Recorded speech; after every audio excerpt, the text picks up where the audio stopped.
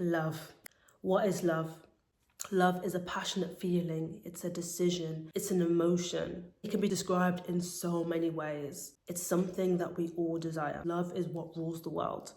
So as people we desire love, we love love. Where can we actually find really good examples of love, idealistic, perfect love that we can aspire towards? A really beautiful place for us to find idealistic love is the wonderful book of Songs in the Bible. This is where we can find the love that we desire as well as the love that God has destined for us. There's a reason why this book is in the Bible, and it has so much in it. You could see this book as a romance novel. It kind of feels like that when you read this book. Full of love poetry, it's absolutely poetic. It's full of metaphors and beautiful things that romance you when you hear it. And so Song of Songs is where we can look for idealistic love, love that God wants for us, the kind of love that we're destined to all have. What is Song of Songs? What's it basically about? So the book is basically the interactions between a young man and a young woman. They're basically talking to each other and expressing their love, their desire, their passions, and their yearning for one another.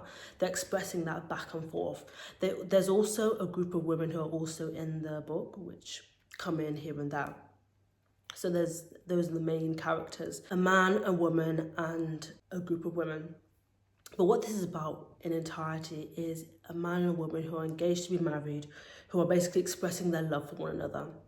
And it's deep, it's romantic. The book creates a lot of visualization. It's a feast for your eyes when you listen to some of the stuff that this book has. It basically talks about deep, passionate love, fulfilling love, love that never goes dry, love that is as strong and is as powerful as death. This is the book where we can actually look to and think, wow, we want love.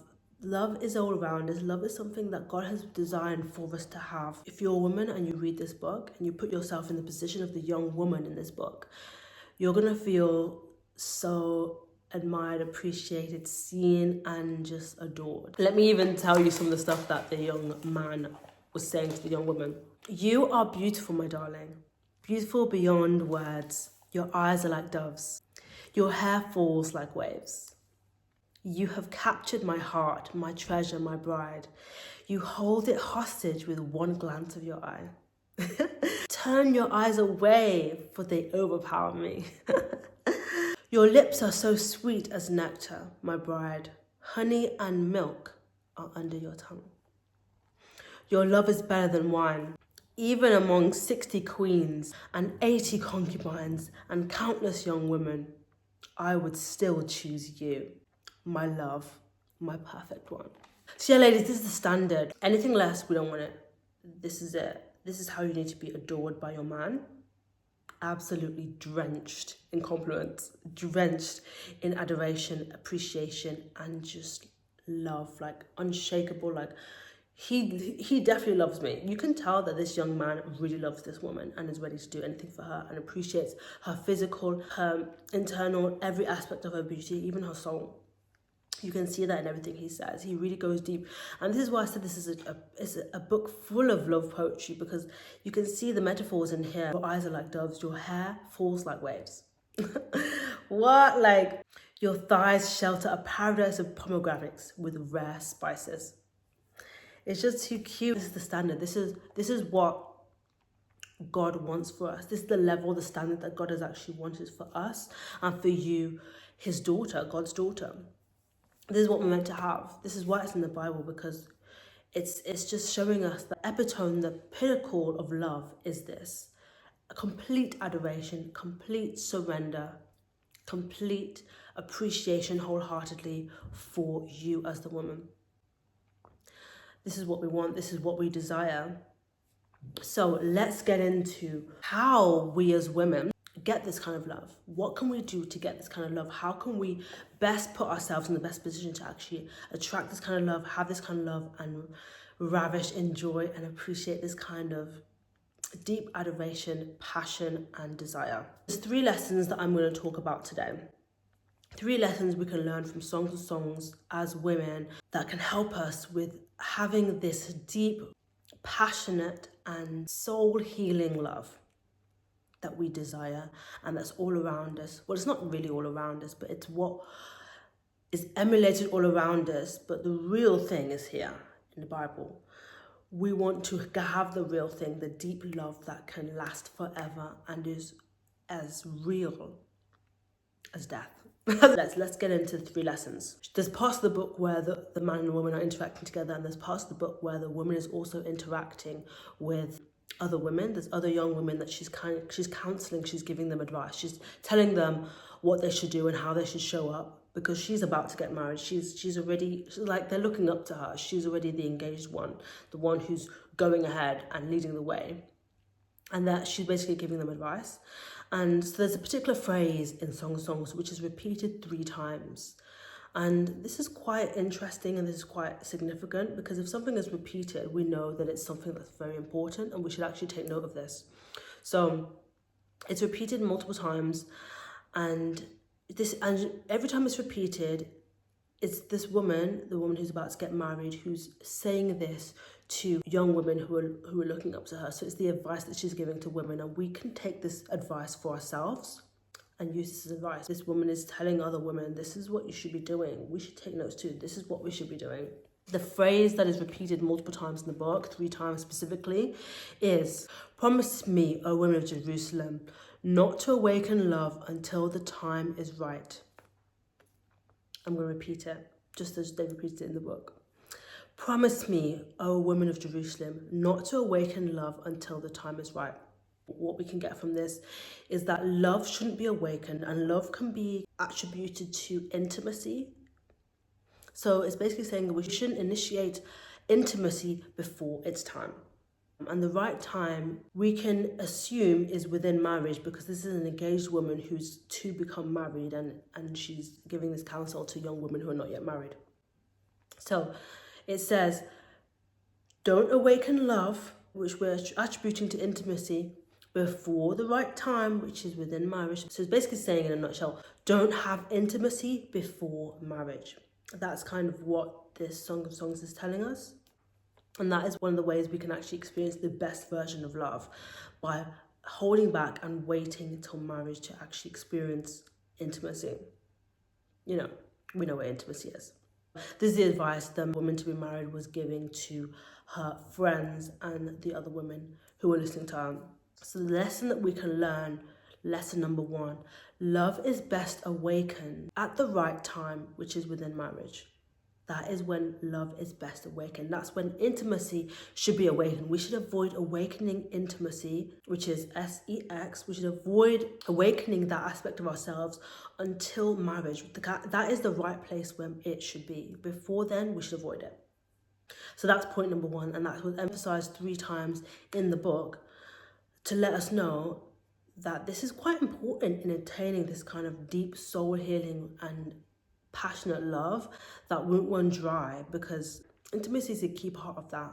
And waiting till the right time to unlock it and awaken it helps it to be solid. It protects us, basically, which leads very well on to lesson number 2. How can we ensure that we awaken love at the right time as women? How can we do this? How can we ensure that love is awakened at the right time and no other time than that? We can say, okay, we want to awaken love at the right time, but the actions required and the mindsets and everything that are put in place is just as important. Otherwise, it's going to be hard for us to do it. It's going to be easy for us to be swayed by distractions or people who want to take us out of this mindset of making sure that we only engage in intimacy within the right time, which is marriage. So how are we going to do this? And this is leading on to lesson number 2. What we want to do is we want to aim to be like a wall and not a swinging door. That's what we want to aim to be. Be like a wall and not a swinging door. It says this in the Song of Songs, to be like a wall and not a swinging door.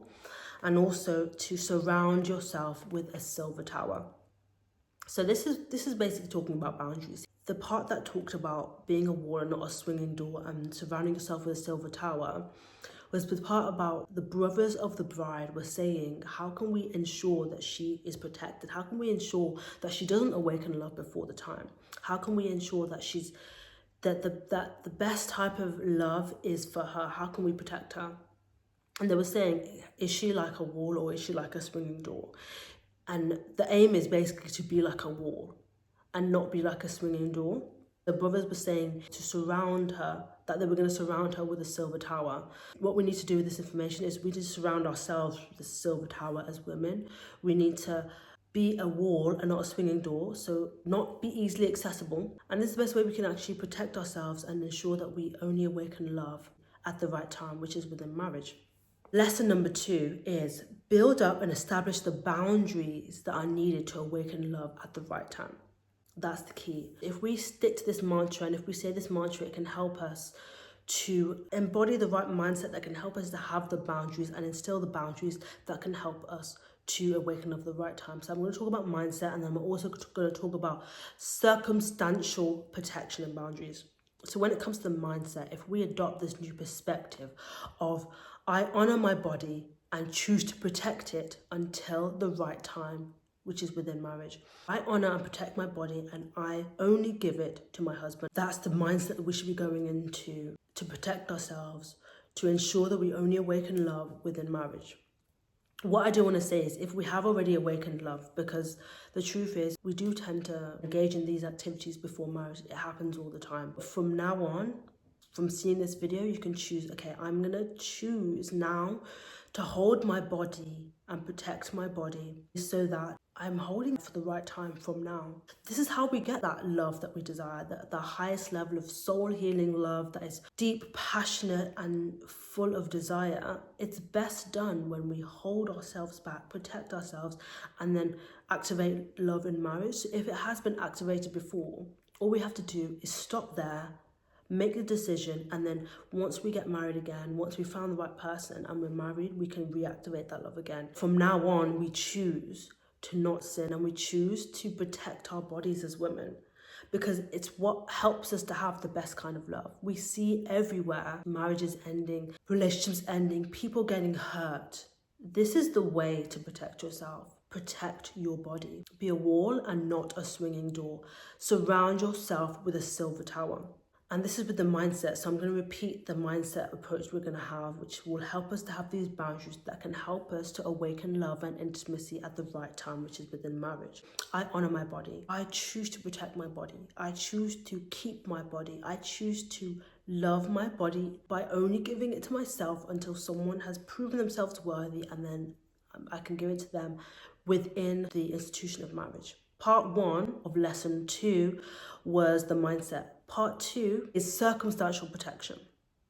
Circumstantial protection, where we're protecting ourselves from being in the wrong place at the wrong time, protecting ourselves from being in the place where that can expose us to actually awakening love, getting into intimate situations where we don't actually want to or where we shouldn't be getting into. So we want to protect ourselves. We don't go to a guy's house when there's potential that he wants something for us. We don't find ourselves in places that can tempt us and make us fall, or even can tempt the other person and make them take advantage. So circumstantial protection as well as the right mindset. But the mindset is first, then the mindset will help you to actually take the circumstantial protection requirements and instill those naturally. Once you have the mindset, you'll be in the right place, and you'll know, because you'll have that in your head. So, but everything's a choice. If you're still watching this video, it's very clear that you maybe been thinking about, okay, I do want to, maybe become a celibate, or if I haven't awakened love yet and you haven't been intimate, you want to continue that, please do. Continue that. And you'll receive the blessing of a beautiful, beautiful marriage, a beautiful union with you and your husband to be. Lesson number 3 on how we can actually awaken love at the right time and get that amazing love that we all want, we all see, we desire, the love that is in Song of Songs. What's the third lesson we can take that helps us to get this love? The third lesson is ensure that the man you choose to awaken love with is one who will really care for you. This is shown in the Bible with Song of Songs chapter 8 verse 11 to 12. We're going to read it together. I'm going to analyze this physically for you guys so you can understand why it's so important for you to choose a man who can provide for you. Choose a man who is established and who can really look out for you as a woman and care for you the way that we deserve as women. We deserve this as women, to be cared for, to be appreciated, to be loved deeply. Not giving intimacy before the right time and ensuring that we find a man who will really care for us are the two key things that we really need as women. It says here, Solomon has a vineyard. So basically Solomon had a vineyard. So let's draw Solomon here. There's Solomon. Solomon has vineyards. So I'm going to draw some vineyards for Solomon so we can see this analogy. So Solomon had vineyards. So these are Solomon's vineyards. This is Solomon. Let me write that down. Solomon. So this is Solomon. It's backwards, apologize. And these are his vineyards. So basically, Solomon has these vineyards. You know, Solomon was a very rich man. He was the wisest man in the Bible, so he had so much. He was a very abundant man. He had vineyards which he used to lease out to farmers. So farmers would use his vineyards and use that to basically farm. The farming that they would take their time to do, sowing crops, they would eventually produce fruit, and then the farmers would actually pay Solomon for the fact that the fruit was from his land. So let's draw some. So these are the farmers. So these are the farmers. So this is Solomon, this is the farmers, and there's the vineyards here. We're going to draw some fruit. As we can see, that's a little tree. It's not the best. Normally I'm a very good drawer actually, but because I'm kind of drawing like a simplified version, I'm just going to draw it the best way that I can.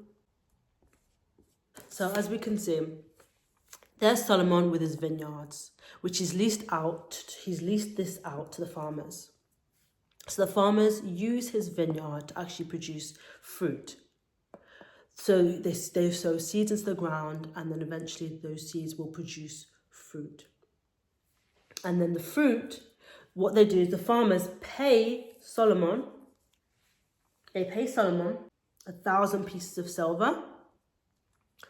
1,000 pieces of silver.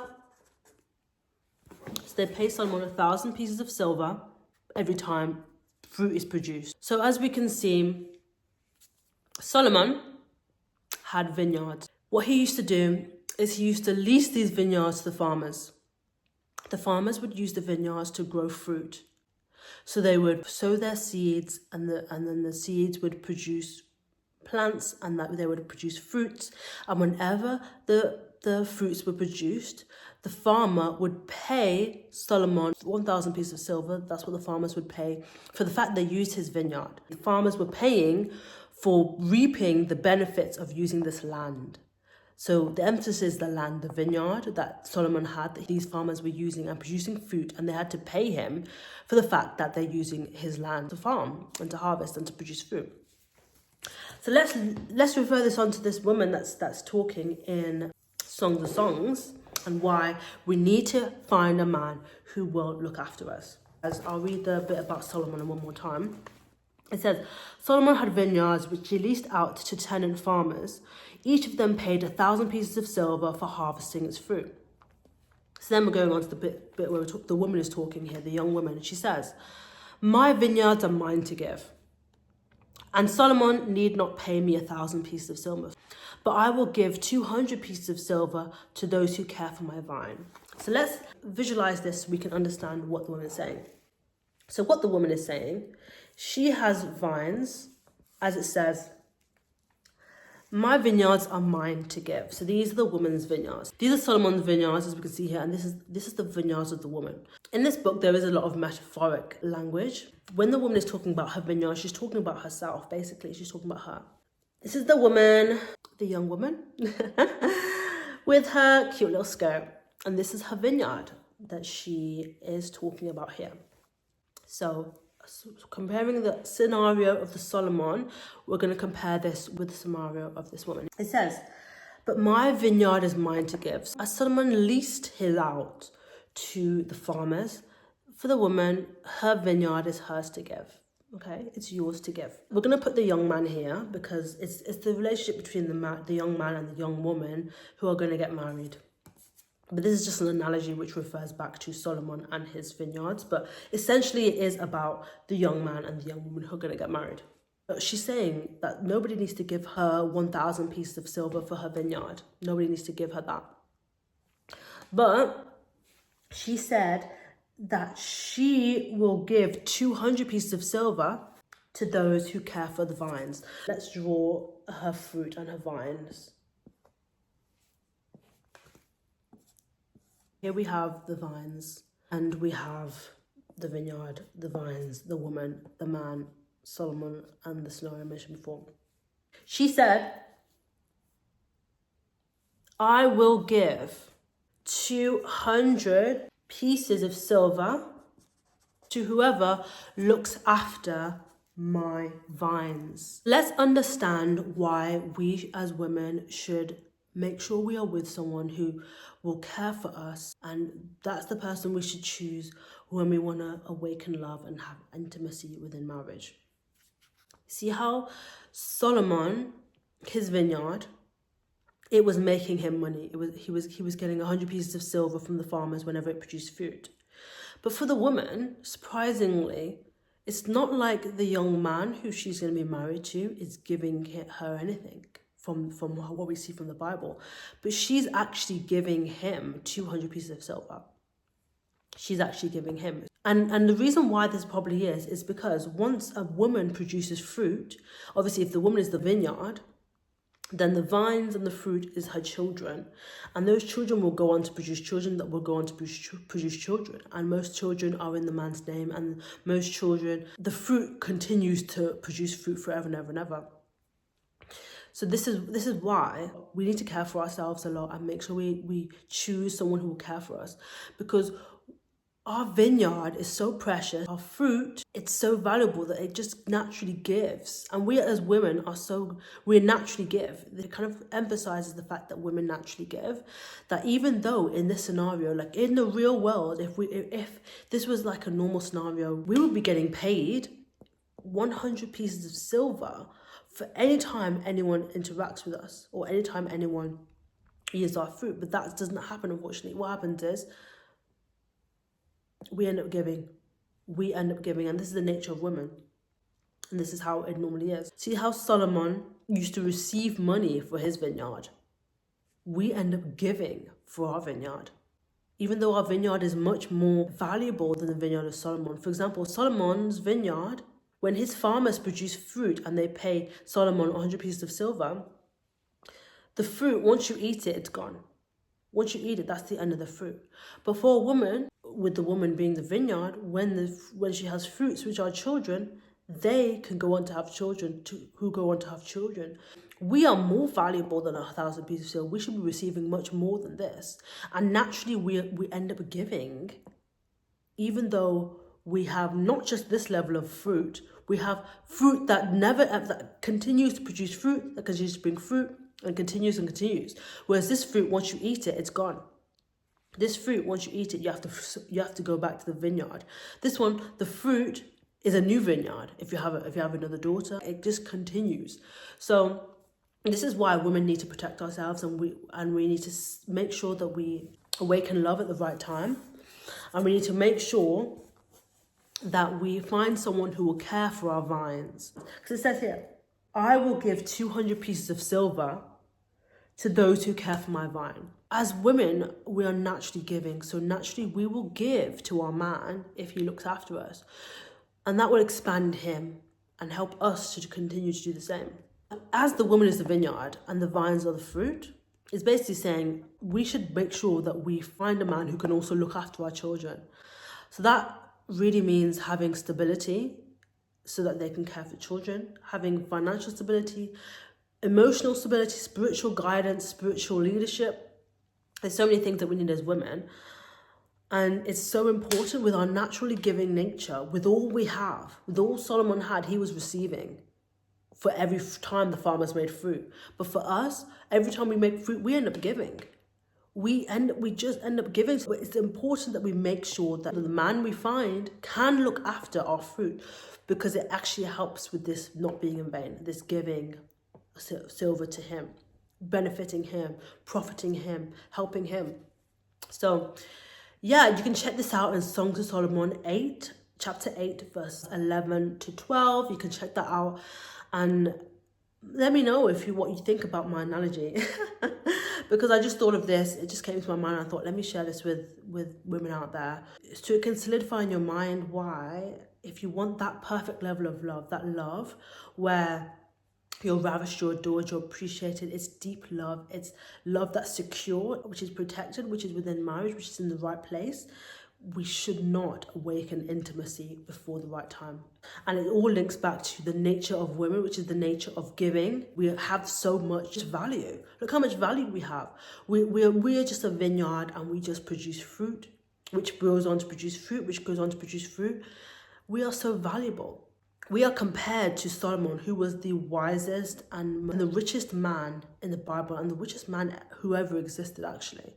And we're compared to him. He was wise enough to have vineyards. We are vineyards. He leased his vineyards out to farmers to produce fruit, and he earned 1,000 pieces of silver. We have fruit. We produce fruit, but we end up giving to our partners. So let's be mindful. Let's choose people who will really care for us and care for our children. People who provide us, people who will look after us. That helps us as women. So just to summarize the 3 points as to how we can achieve this amazing deep love that we all desire. Lesson 1, love is best awakened at the right time. Lesson 2, build up and establish the boundaries required to experience the awakening of love at the right time, which is in marriage. So put those boundaries in place, which is having the mindset that is what you want, and then making sure you have the circumstantial protection to ensure that you're not in places where things can happen, and you're not interacting with people who want to take advantage of that. And then when you do decide to awaken the intimacy within marriage, make sure it's someone who can look after your fruit, can look after your vine, can look after your vineyard. In other words, can look after you, can care for you, can provide for you. It's all in the Bible. It's beautiful to know that God has told us how we can have the best version of love and have the love that He has designed for us and destined for us. It's just by us simply being cautious, being a wall, having a silver tower around us, deciding that we're going to awaken love within marriage, also choosing someone, a husband who will care for you. Those are lessons that we can learn from Songs of Songs, lessons that can empower us as women to make us feel like, yes, we can put the parameters in place to make the best decision for ourselves so that we can have fulfilling relationships that can last and stand the test of time. That's it, ladies. Thank you so much. I hope this video was helpful to you today. Let me know if you have any comments regarding my analogy that I made regarding the vineyards. Let me know. Let me know if that was a new perspective. But yes, it's so important for us as women to choose a life that is best for us and choose what will help us to have the best in life. God wants the best for us, and He's put it in Songs of Songs, how we can have that love, that poetic love, that deep love. It's best done at the right time, awakened in the right place. And that comes with putting the boundaries in place, and then also making sure you find someone who cares for you. Thank you so much for watching this video. As always, follow your purpose, be a light in this world, and I'm sending you lots of love and peace.